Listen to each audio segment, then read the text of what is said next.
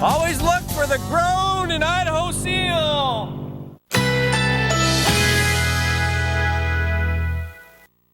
Currently in our area, 64 degrees under partly cloudy skies.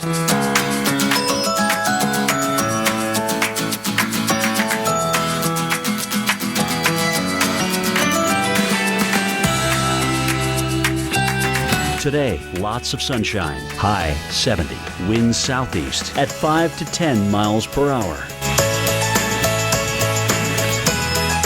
Tonight, clear to partly cloudy, low 51, winds west-southwest at 5 to 10 miles per hour. Monday, windy with morning showers, high 74, chance of rain 50%. Here's our 7-day outlook.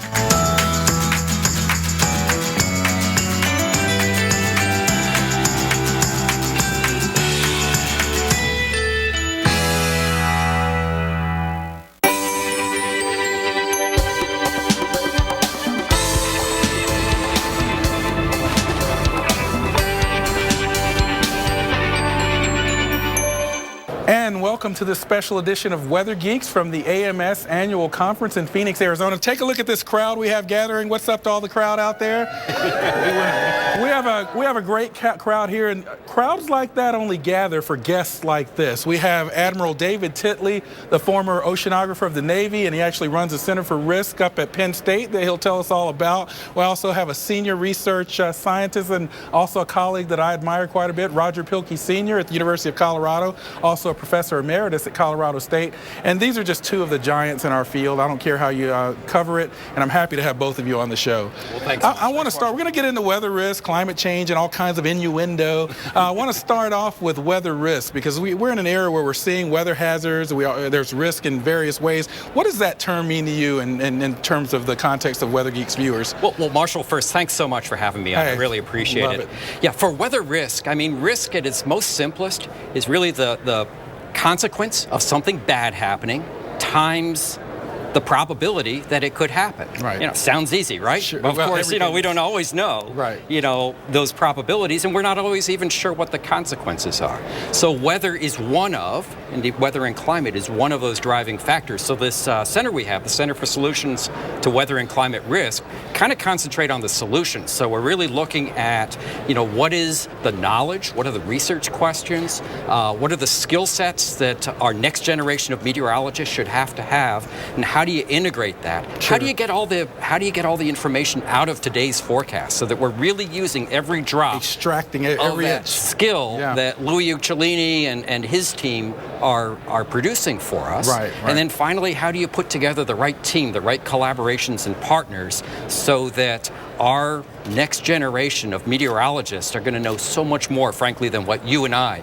were taught back in the day. Well, Roger, you've been involved with the weather analysis committees in the past. You're one of the pioneers in mesoscale modeling. What are your thoughts on weather risk? What does it mean to you? Well, I think the Admiral's really described it pretty well. I think one of the things we have to recognize today is the weather in the past will present a different risk today because population has grown and our infrastructure is more at risk, and so we have to factor that into it as well. Sure. Yeah, and that's absolutely right. You know, hurricane slams into a coastal region. There are more people living there.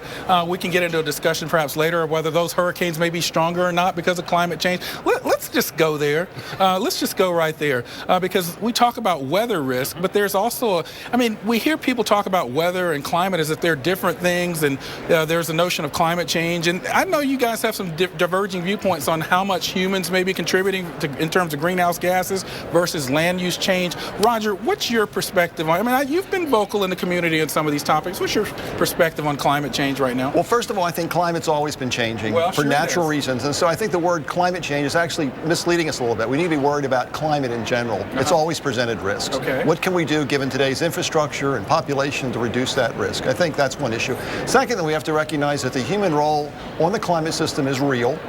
but it's more diverse and complex. Let's get that on camera. You said it is real. Yes. So I want to kind of dispel some notions about you out there. Okay. Yeah, because no, climate, humans definitely exert. In fact, it's really easy. And you're here in Phoenix, for example. We go outside in Phoenix, and there's buildings. Urban, it makes it hotter, as you well know from your research, makes it much hotter than it used to be. Sure. CO2 is one of them, but it's not the only one. In many cases, it may not be the most dominant one. So I think that's the issue. It's a more complicated problem than how it's been generally presented. Now, many people have pushed back on you because the suggestion is that you feel that the land cover change may be as equal to a driver as a greenhouse gas. I want to go there a bit more, but I want to get Dave's response to your comment there. Yeah, sure. I think there's a lot of agreement between Roger and myself, but maybe not total agreement. So I look at this, as you know, Marshall, really from a national security perspective. Sure. And one of the things that I see that we've built not only our security, but really human civilization on is climate stability. Has climate always changed in the past? Yes. But certainly coming out of the ice ages, it changes much, much less until very recently than it had for tens of thousands of years. Mm-hmm. So, and when did we, when Mother Nature kind of put the circuit breaker off onto low on the climate variability, we got pyramids and wheat fields and agriculture, and the next thing you know, we're all carrying around iPhones. Right. So if we start basically perturbing that stability, not only the averages, but how much does it vary, the variance, that then becomes a real issue if we as a civilization cannot adapt as fast as we change the climate. I want to pick up on that because Roger, you both just answered that question, and there was some consistency there. But Roger makes the point, and I would come back to you here, Roger, that climate, we should be talking more about climate.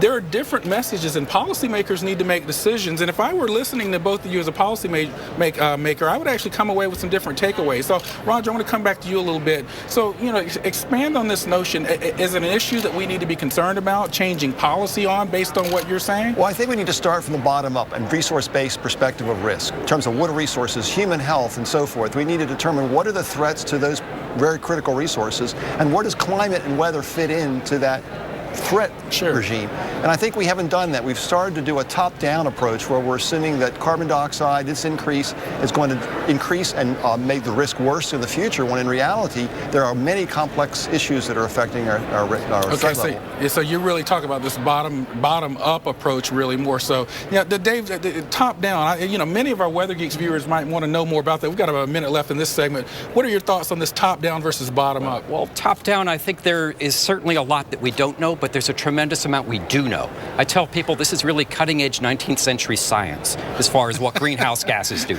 Old dead white guys figured this out. Fourier, Arnhus, Tyndall. What we need to do in the security realm is then understand that. How does it change Arctic infrastructure and then higher order security issues like the Arab Spring? Yeah, and we'll get back on that because I know Admiral Locklear has made some statements about security and climate change and some of his statements in the recent, and we'll follow up on many of these issues coming back. Have some really great guests here on Weather Geeks, but next, our Geek of the Week. Bernadette Woods Plackey is an Emmy Award-winning meteorologist and director of Climate Central's Climate Matters program. The program partners with TV meteorologists to bring climate science into their daily weathercast. This Penn State alum and my friend loves a good blockbuster snowstorm and spent 10 years as a TV weather forecaster. Her most memorable weather event came during Hurricane Irene when she gave birth to twin boys, beautiful boys, as the low was passing over Maryland.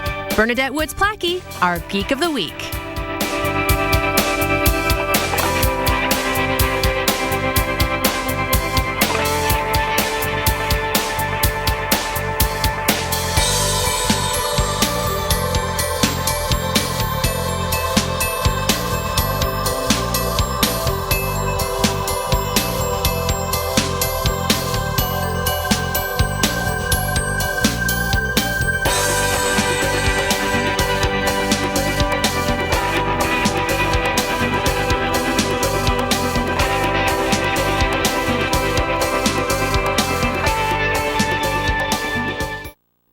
The Chevrolet Malibu.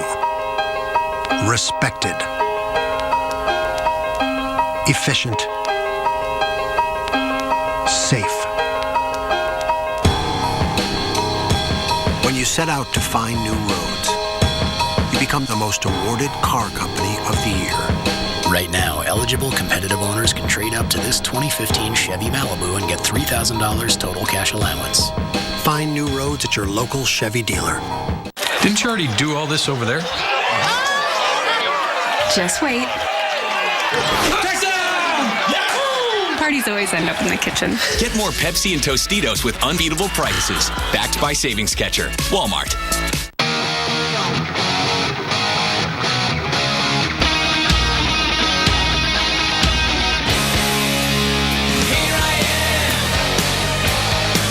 Fiber One now makes cookies. Find them in the cookie aisle. We're tracking what's shaping up to be the biggest storm of the season. We'll have live coverage from across the Northeast Monday morning on the Weather Channel.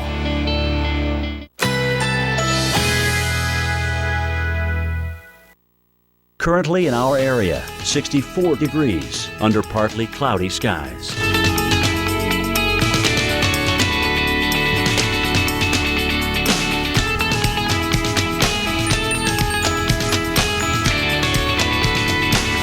Today, lots of sunshine, high 70, winds southeast at 5 to 10 miles per hour.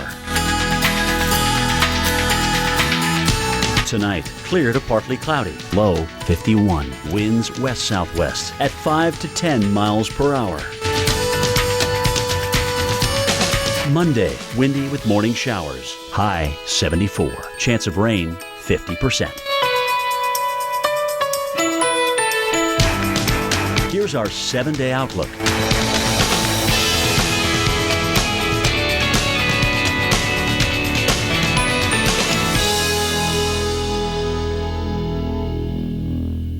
The Weather Channel unearths the investigations, the mysteries. Nobody was flying the plane. Why planes crash tomorrow at 9 here on the Weather Channel. You get sick, you can't breathe through your nose. Suddenly, you're a mouth breather. A mouth breather. Well, put on a Breathe Right strip and shut your mouth.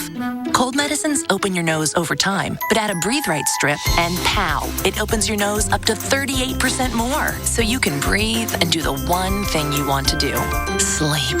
Add Breathe Right to your cold medicine, shut your mouth, and sleep right. Breathe Right.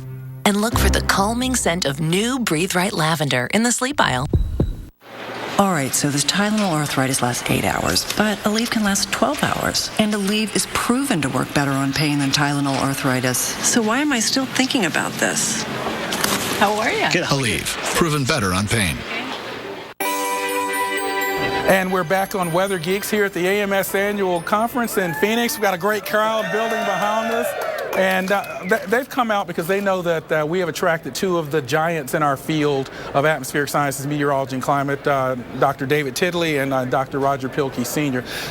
As we are talking about climate in terms of its responses and whatnot, we often talk about climate metrics. Roger, tell our Weather Geeks audience what we mean by climate metrics and why are they important? Well, we've been using this 2-degree threshold as a global average temperature that if we exceed that, we'll have all these negative consequences. Sure. In reality, what's really more important, I think, are circulation changes. The ENSO, the El Nino, for example, or the North Atlantic Oscillation or the Pacific Decadal Oscillation.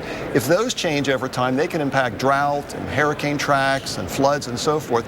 We need to know, is there a threat for those to change in the future? And unfortunately, I think our skill level isn't really there to achieve that.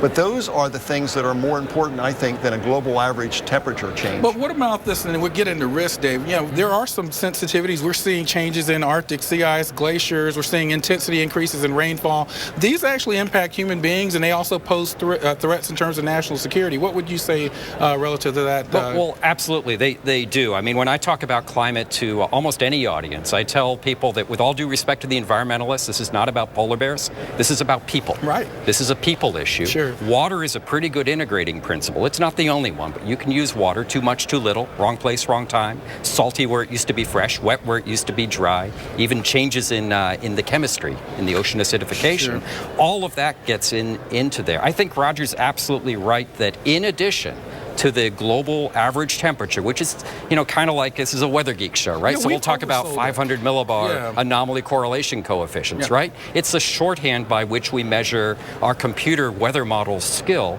Well, that global average temperature is kind of that shorthand, even though I think most people know that, the atmosphere is really just the tail being wagged by the ocean dog.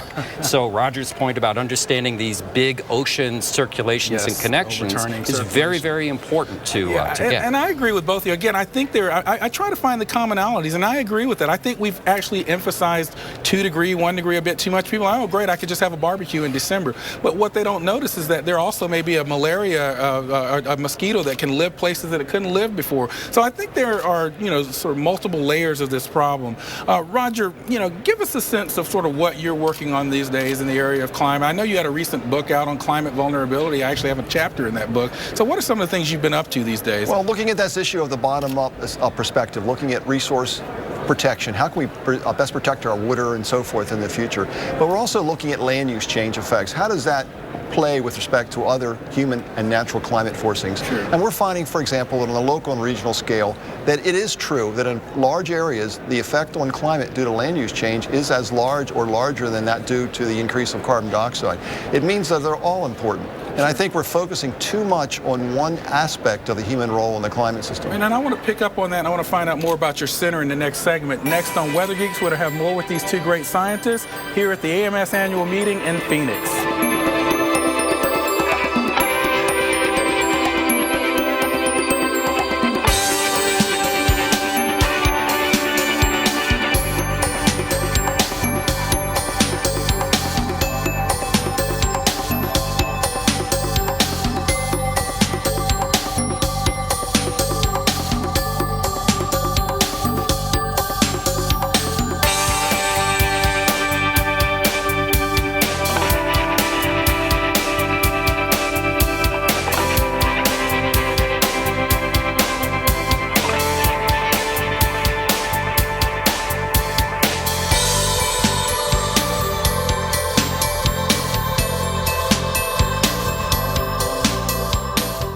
At the end of the day, my hands are beat up. Especially during the winter times, hands are splitting, cracking, making it very difficult to do my job. O'Keeffe's Working Hands. Guaranteed relief for dry hands that crack and split. Best stuff we've ever used. It just works. Learn more at workinghands.com. How do you turn an idea into something real? It takes passion, innovation, and most importantly, an after party. The 2015 Corolla. Toyota, let's go places.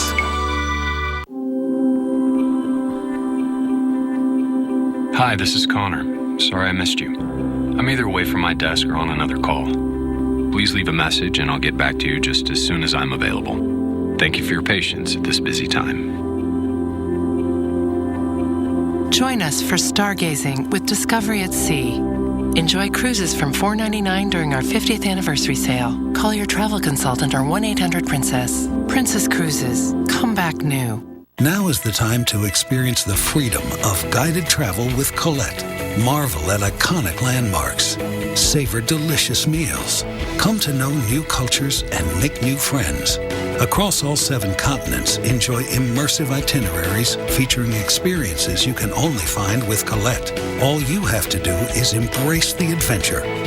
To order your free brochure, call 855-713-8687. Experience the best in guided travel. Thrilled to have Jim Cantore on the show. He's been through like 80 tropical systems. So we've got like 60 years of experience here. And that's just Sam. Xfinity from Comcast gives you a front row seat to every team in the NHL. With NHL Center Ice, you can follow your favorite teams no matter where you live. You get up to 40 out-of-market games a week. And with the Sports app, only on X1, you can see all the live scores in real time and easily switch between close games. Order NHL Center Ice right now for just 4 easy payments of $24.99. Call 1-800-XFINITY or go online. You used to sleep like a champ. Then boom, what happened? Stress, fun, bad habits, kids? Now what? Let's build a new, smarter bed using the dual air chambers to sense your movement, heartbeat, breathing. Introducing the Sleep Number bed with Sleep IQ technology. It tracks your sleep and tells you how to adjust for a good, better, and an awesome night. The difference? Try adjusting up or down. You'll know because Sleep IQ tells you. Only at a Sleep Number store where you'll find the best buy-rated mattress with Sleep IQ technology. No better sleep with Sleep Number. You say it, we build it free. Call 1-877-596-0482 today. The Weather Channel unearths the investigations, the mysteries. Nobody was flying the plane. Why planes crash tomorrow at 9 here on the Weather Channel. Everyone sees the same sky. But when we look up, we see something amazing. This winter, you've got to watch the Weather Channel mornings. It's going to have wide-ranging impacts. Winter storms are too important to cover in just a few minutes. It's going to be brutal for a lot of people. Because it's not just about your forecast. That's why those temperatures stay cold. Look at this! Listen to that! See this winter like never before. Amazing starts here. The Weather Channel mornings.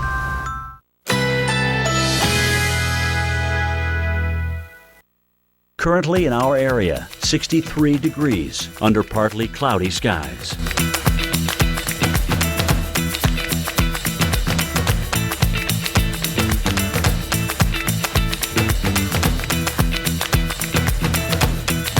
Today, mostly sunny. High 68. Winds southeast at 5 to 10 miles per hour. Tonight, a few passing clouds. Low 51. Winds west-southwest at 5 to 10 miles per hour. Monday, windy with morning showers. High 74. Chance of rain 50%. Here's our 7-day outlook.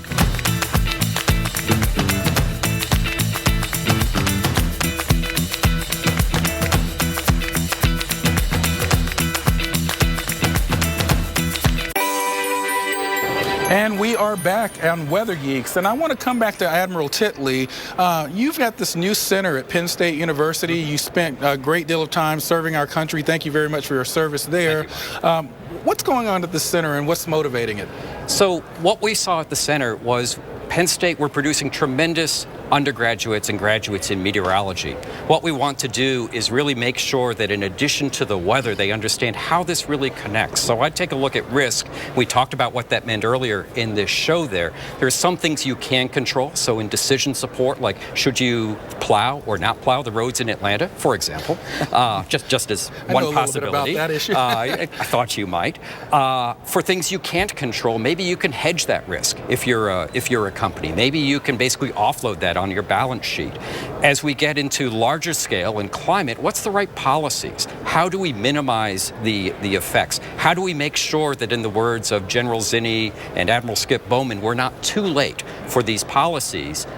So how do we put all that together? So it's a combination of policy, security, specific applications, and then how do we talk about it? How do we train and educate not only meteorologists, but let's say if you're a chief operating officer of a small firm, if you're the city manager, how do we reach those people? That's what we're trying to do. And so, we've heard some divergent viewpoints, but I've heard a lot of consistent viewpoints today. Roger, what do we do to move this discussion forward in a way that's not angry, we're not tearing each other down, we're providing information to policymakers and the public?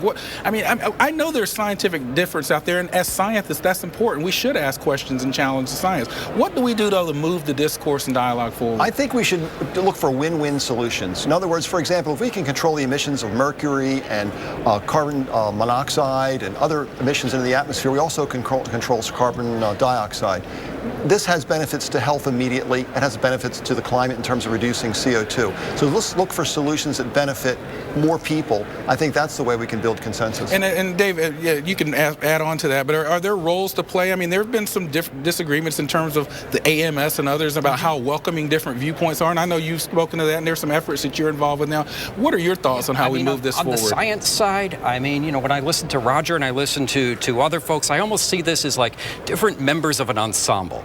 And sometimes we're up and down, but, if you sort of take that average, which I kind of do as a security person, go with consensus, right? One of the early rules of forecasting, and then start work down those health issues, but ultimately, how are we going to go and decarbonize the economy? And that's a huge issue, but there are pieces we can start taking, and that's what we've got to do. And at Weather Geeks, we try to deal with topics with integrity. We don't try to sort of, hyperbolic the issues or exaggerate the issues. And so that's why I wanted to have you guys both on the show. And 20, 30 seconds left. Roger, what would you want to leave the Weather Geeks audience? You've got a large audience out there watching. What would you leave them with based on this topics we've discussed today? I think let's move forward, try to build consensus by including diversity of viewpoints in the assessment of both the climate science and in terms of policy decisions. And Dave, how about yourself? Yeah, I would just say don't be too late, and let's not have a failure of imagination. Because things can happen that we have not seen before,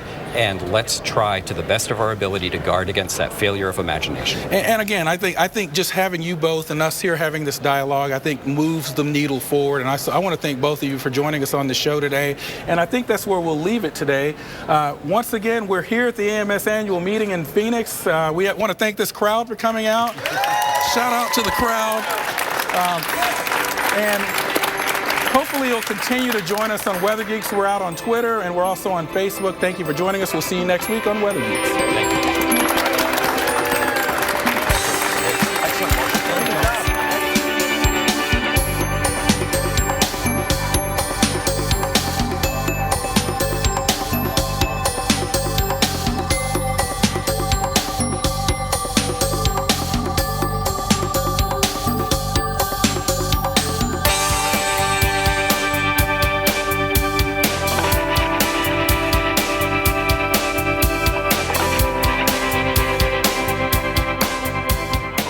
Before Chris Hadfield, before Sally Ride, we turned ordinary people into heroes. Shake hands with a hero at Astronaut Encounter, one of thousands of exciting things to explore at Kennedy Space Center Visitor Complex. Always exploring. Your eyes really are unique. In fact, they depend on a unique set of nutrients. That's why there's Ocuvite, to help protect your eye health. As you age, your eyes can lose vital nutrients. Ocuvite helps replenish key eye nutrients. Ocuvite is a vitamin made just for your eyes from the eye care experts at Bausch & Lomb. Ocuvite has a unique formula that's just not found in any leading multivitamin. Your eyes are unique. So help protect your eye health with Ocuvite. Didn't you already do all this over there? Just wait. Parties always end up in the kitchen. Get more Pepsi and Tostitos with unbeatable prices. Backed by Savings Catcher. Walmart. With a full tank of freedom, find your own highway. We'll take you wherever you go. Take you wherever you go. Oh no. Can you fix it, Dad? Yeah, I can fix that. I wanted a car that could handle anything. I fixed it! That's why I got a Subaru Legacy. Symmetrical all-wheel drive plus 36 mpg. I gotta break more toys. Introducing the all-new Subaru Legacy. It's not just a sedan, it's a Subaru. Hey, big guy. I heard you lost a close one today. Look, Jamie, maybe we weren't the lowest rate this time. But when you show people their Progressive Direct rate and our competitors' rates, you can't win them all. The important part is you help them save. Thanks, Flo. Okay. Let's go get you an ice cream cone, champ. The sprinkles? Sprinkles are for winners. I understand. My feet felt so heavy at the end of the day. They used to get really tired. Until I started gelling. I got Dr. Scholl's massaging gel insoles. When they're in my shoes, my feet and legs feel less tired. It's like walking on a wave. Dr. Scholl's massaging gel insoles. I'm a believer. Zantac heartburn alert. Stop. Nexium can take 24 hours to work. Zantac's different. Zantac rushes relief in as little as 30 minutes. For relief without the wait. Try Zantac. No pill relieves heartburn faster. Before Chris Hadfield, before Sally Ride, we turned ordinary people into heroes. Shake hands with a hero at Astronaut Encounter, one of thousands of exciting things to explore at Kennedy Space Center Visitor Complex. Always exploring. Atlantic beats Florida. Oh, love it. Houma, Louisiana. Oh, fantastic food. Carefree, Arkansas. Been there. Louisville, Texas. Done that. Punxsutawney, Pennsylvania. Oh, Phil and I go way back. Love that little animal. Starting tomorrow, Jim Cantori joins Sam Champion and Jennifer Delgado on AMHQ. So we've got like 60 years of experience here, and that's just Sam. Weekday mornings at 7, only on the Weather Channel.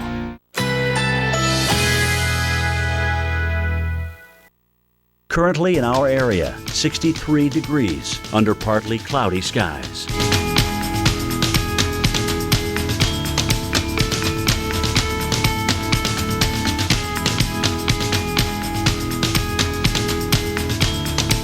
Today, mostly sunny. High 68. Winds southeast at 5 to 10 miles per hour. Tonight, a few passing clouds. Low 51. Winds west-southwest at 5 to 10 miles per hour. Monday, windy with morning showers. High 74. Chance of rain 50%. Here's our 7-day outlook.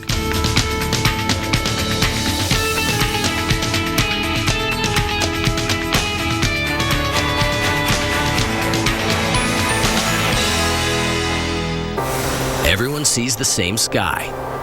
But when we look up, we see something amazing. This winter, you've got to watch the Weather Channel mornings. It's going to have wide-ranging impacts. Winter storms are too important to cover in just a few minutes. It's going to be brutal for a lot of people. Because it's not just about your forecast. That's why those temperatures stay cold. Look at this! Listen to that! See this winter like never before. Amazing starts here. The Weather Channel mornings.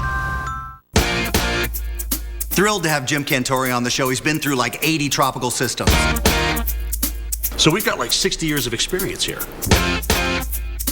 And that's just Sam. Jim Cantori joins Sam Champion and Jennifer Delgado on AMHQ. Starting tomorrow. Today's forecast calls for a blustery 60 degrees below zero. Atmospheric pressure so low, your blood will boil. And a global dust storm that will blot out the sun for the next 3 months. Weather like that would be unprecedented on Earth, but it's just a typical daily forecast on Mars. A forecast you wouldn't survive. Taking your spacesuit off on the planet Mars is not a good thing. First thing you notice is that the pressure is very, very low. Your body fluids would literally start boiling instantly. Mars today is a frozen wasteland, choking in dust and swept by whirlwinds as high as Mount Everest. But once it was a paradise very similar to Earth. How did Mars go so terribly wrong? And what would happen if Earth had to face this fate tomorrow? Earth's is just one kind of weather. On other planets, there are storms beyond the imagination, climates and conditions that we hope to never see on Earth. But could they happen here? And if so, could we survive deadliest space weather?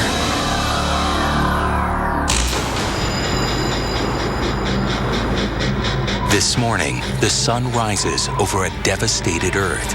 Our balmy weather has been blasted away, replaced by the icy near vacuum of Mars. Mighty rivers boil and freeze at the same instant. Towering whirlwinds of dust swallow our cities. And in places like sunny Southern California, it's lights out. Luckily for Earth, disasters like these have spared us, so far. But why have they happened to Mars? Thanks to NASA missions like the Spirit, Opportunity, and Curiosity rovers, we know that the fourth planet from the Sun, with half the Earth's diameter and a third of its gravity, has the most Earth-like weather of any known planet. It has distinct seasons. It's got 2 polar caps.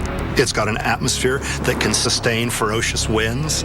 It's got dust storms like over the Sahara Desert on Earth. Looks like kind of a livable place. But weather-wise, that's where the similarities end. Earth's average temperature is a balmy 59 degrees.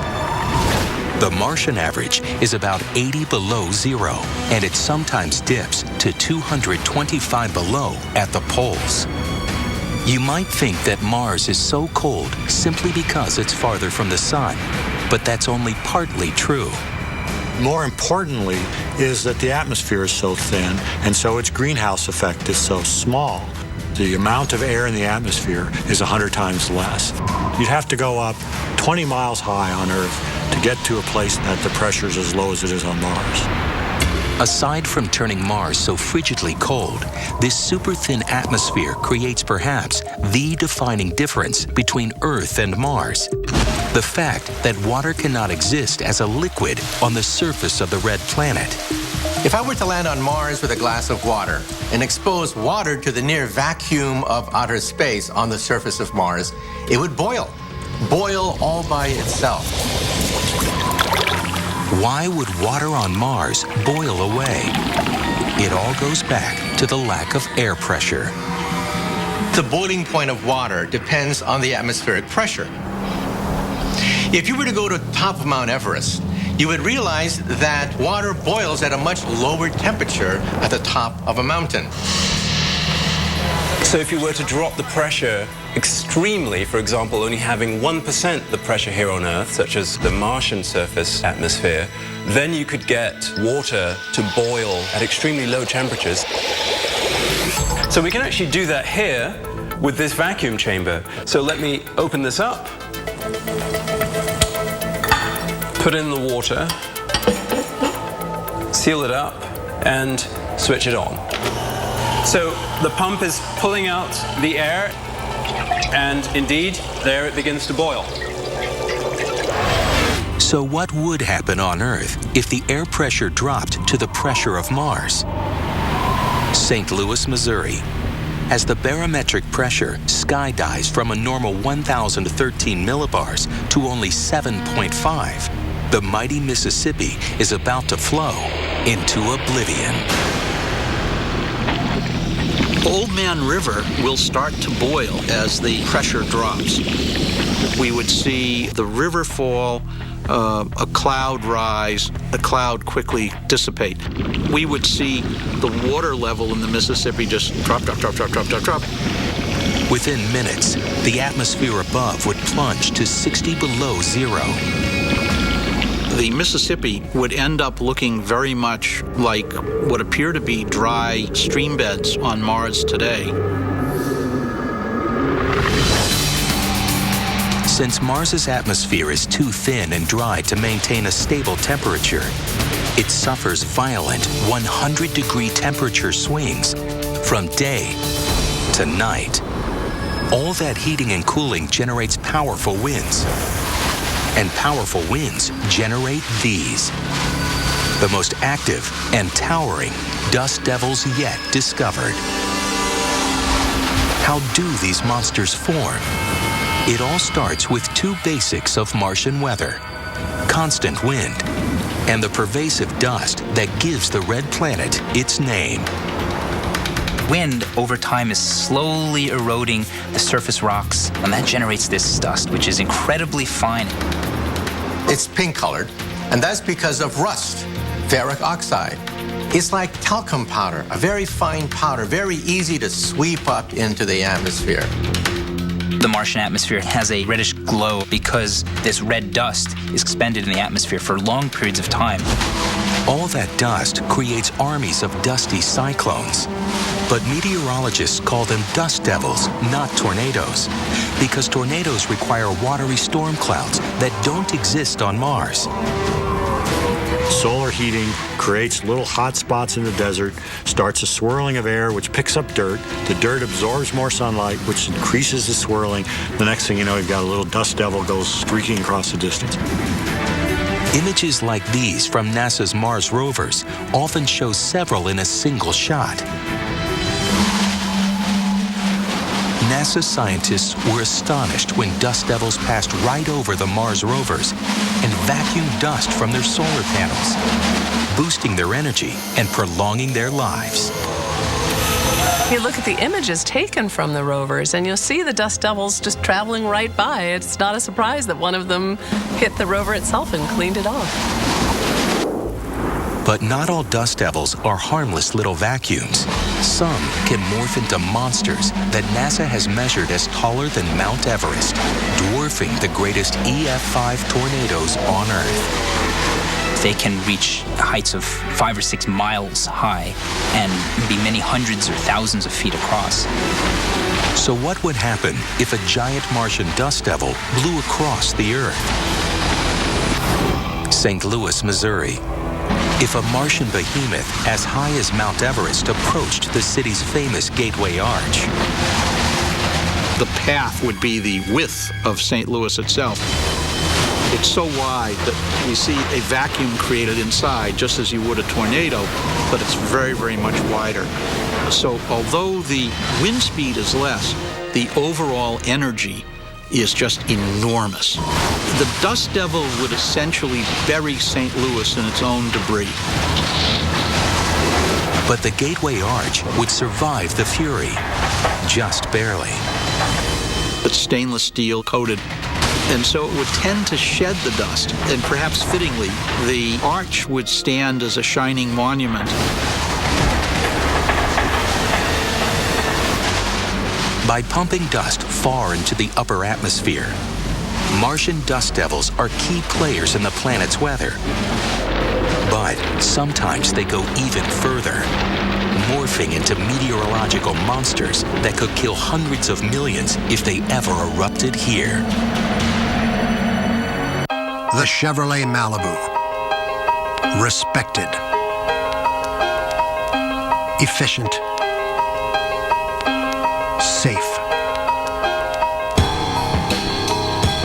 When you set out to find new roads, you become the most awarded car company of the year. Right now, eligible competitive owners can trade up to this 2015 Chevy Malibu and get $3,000 total cash allowance. Find new roads at your local Chevy dealer. How can power consumption in China impact wool exports from New Zealand, textile production in Spain, and the use of medical technology in the U.S.? At T. Rowe Price, we understand the connections of a complex global economy. It's just one reason over 85% of our mutual funds beat their 10-year Lipper average. T. Rowe Price. Invest with confidence. Request a prospectus or summary prospectus with investment information, risks, fees, and expenses to read and consider carefully before investing. When heartburn comes creeping up on you, fight back with relief so smooth, it's fast. Tums Smoothie starts dissolving the instant it touches your tongue and neutralizes stomach acid at the source. Smoothies, only from Tums. I have the flu with a runny nose. Better take something. Theraflu Severe Cold won't treat your runny nose. Really? Alka-Seltzer Severe Cold and Flu relieves your worst flu symptoms plus runny nose. Oh, what a relief it is. Mommy! Hey, guess what day it is? Hump day! Hump day! It's hump day! Yeah. Hey, Mike! Mike! Guess what day it is? Hey, Camel! Guess what day it is? It's not even Wednesday. Let it go, Phil. If you're a camel, you put up with this all the time. It's what you do. If you want to save 15% or more on car insurance, you switch to Geico. It's what you do. Okay. Didn't you already do all this over there? Just wait. Parties always end up in the kitchen. Get more Pepsi and Tostitos with unbeatable prices. Backed by Savings Catcher. Walmart. We're tracking what's shaping up to be the biggest storm of the season. We'll have live coverage from across the Northeast, Monday morning on the Weather Channel.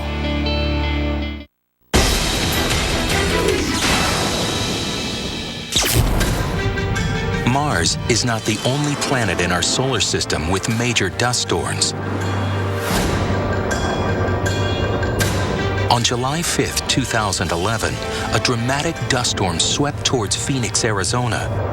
Towering up to 10,000 feet, it engulfed the city for over an hour, knocking out electricity to 10,000 customers and closing airports. But this is a minor dust storm compared to the global monsters that swallow Mars every few years. It shocked scientists when we first saw them as our probes flew past the surface of Mars. We were not used to the idea of planetary storms, storms that engulf the entire planet. The monster storm raged for a month, and average surface temperatures plunged by about 50 degrees. But how does Martian weather generate such planet-wide storms in the first place? It all begins when a local dust devil runs amok. In the summertime, at some points, intense sun heating creates a lot of dust being kicked up in a localized spot. The sun is heating the dust and not heating the material next to it. So you have this temperature differential between the advancing wall of dust and the air next to it, which tends to propagate. But once it's engulfed the entire planet, there's no edge anymore. There's no differential to keep it going. And so the vigorous circulation that caused it to spread stops. And then the dust just takes its sweet time to settle back down. How damaging would this be on Earth? Los Angeles. A towering wall of dust wells up from the south, on its way to smothering the entire planet. At first, it blots out the sun. You would see the temperature drop on the